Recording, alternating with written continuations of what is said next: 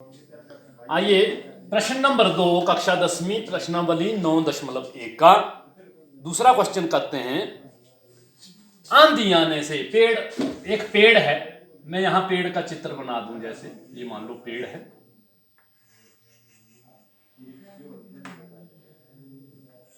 इस पेड़ को क्या होता है, ये आधार है पेड़ का।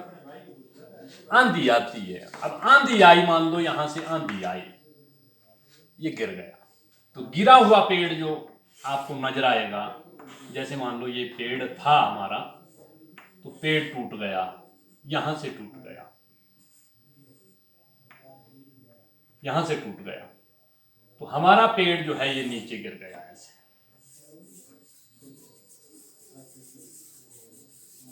इसी को गिरा देते हैं यहां पर, यहां से टूट गया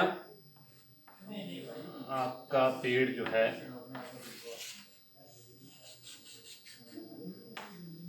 टूट गया,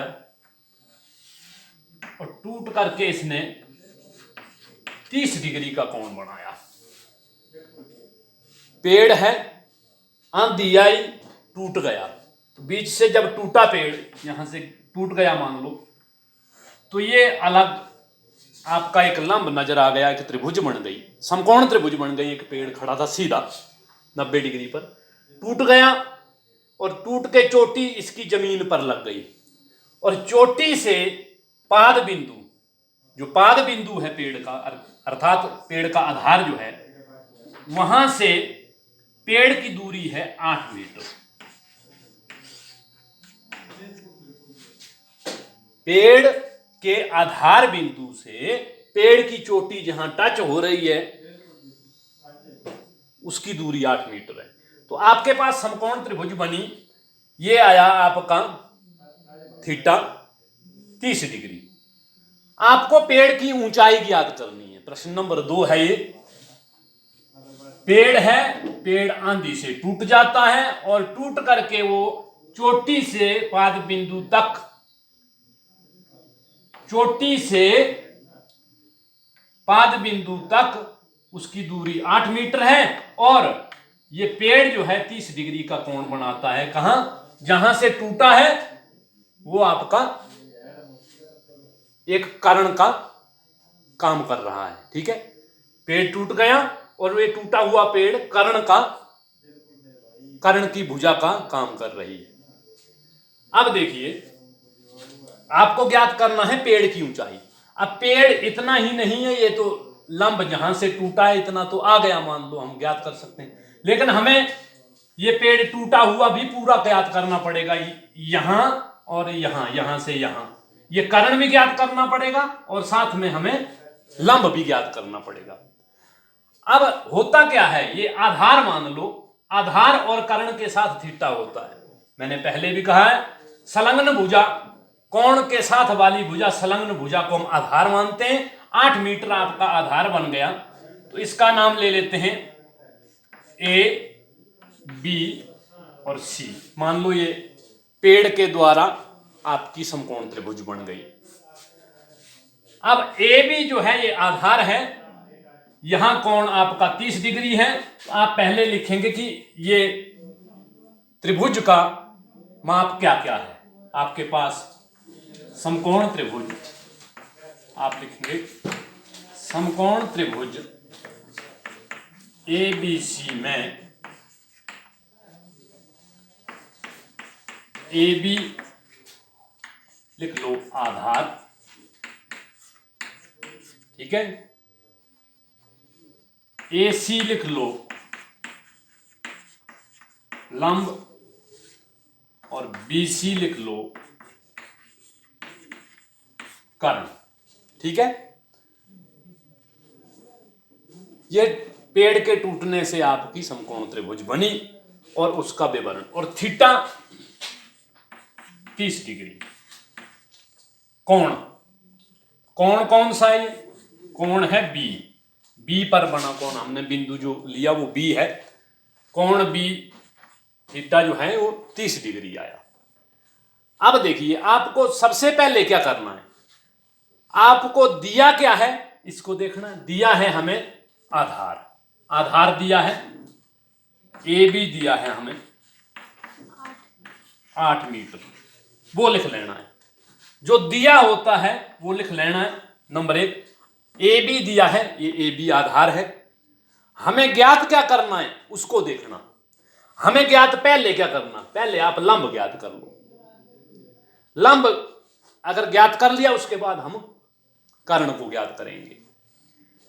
अब जो दिया है वो आधार है, ज्ञात क्या करना है, वो लंब करना है। तो लंब जो ज्ञात करना उसको ऊपर लिखना। लंब कौन है, एसी। लंब कौन है, एसी। मतलब इसको लिखना आपने, लंब जो ज्ञात करना है उसको ऊपर लिखना है, और बटा आधार लिखना जो दिया है। और लंब बटा आधार एसी बटा ए बी। लंब बटा आधार कौन सा थीटा होता है, आपको ज्ञात होगा। लंब बटा आधार होता है tan थीटा। कौन थीटा होता है, tan थीटा। लंब बटा आधार का कौन सा थीटा होता है, tan थीटा। तो थीटा कौन प्रयोग करेंगे हम, tan। कौन प्रयोग करेंगे, tan। एसी बटा ए बी बराबर है tan 30 डिग्री, क्योंकि लंब बटा आधार tan थीटा होता है, तो tan 30 डिग्री आया एसी बटा ए बी। अब आप एसी को यहीं रखेंगे, एसी यहां रखा, और ए बी को ले जाएंगे tan 30 के पास, तो एसी का मान आ जाएगा, जो एसी अर्थात वो लंब आपको ज्ञात हो जाएगा। एसी बराबर है ए बी tan 30 डिग्री, ए बी tan 30 डिग्री। एसी बराबर है, ए बी कितना दिया है, ए बी दिया है 8 मीटर, 8 मीटर गुणा tan कितना होता है, tan 30 डिग्री कितना होता है, सारणी देख के पता करो। tan 30 डिग्री कितना होता है, आपको पता होना चाहिए सारणी से। वैसे तो sin 30 बटा cos 30, आपको sin बताया था, sin और cos का मालूम हो गया, तो sin 30 बटा cos 30 कितना है बताइए, शाबाश। 1 बटा करनी 3, यही है tan 30 डिग्री का मान। किसका मान है ये, tan 30 डिग्री का मान है 1 बटा करनी 3। तो एसी का मान आया 8 मीटर गुणा 1 बटा करनी 3। ठीक है, ये आ गया आपका 8 बटा करनी 3। ठीक है, अब इसको आप प्रमेयीकरण कर रहे हैं। अगर आप हर का, तो हर को करनी में नहीं रखते हैं, तो करनी 3 से गुणा कर दो, करनी 3 और करनी 3 से बटा कर दो, हर का प्रमेयीकरण हो जाएगा, इतने मीटर आ जाएगा। अब करनी 3 से करनी 3 गुणा हो गया, तो ये ऊपर आ गया 8 करनी 3 और नीचे आ गया 3। 8 करनी 3 बटा 3 मीटर। ठीक है, 8 करनी 3 बटा 3 मीटर, ये आया आपका एसी। 8 करनी 3 बटा 3 मीटर, इस तरह से। अब ये आ गया आपका लंब। ठीक है, अब हम ज्ञात करेंगे कर्ण। क्या ज्ञात करेंगे, कर्ण। तो हम ज्ञात करेंगे कर्ण, इसको मिटा देते हैं। कर्ण ज्ञात करेंगे तो जिसको ज्ञात करना उसको ऊपर लिखो, ज्ञात करना कर्ण है। और दिया क्या है, आधार। आधार दिया है, वैसे तो लंब भी निकल गया हमारे पास, लेकिन आधार ले लो, सिंपल है, ए बी। अब कर्ण बटा आधार कौन सा थीटा होता है,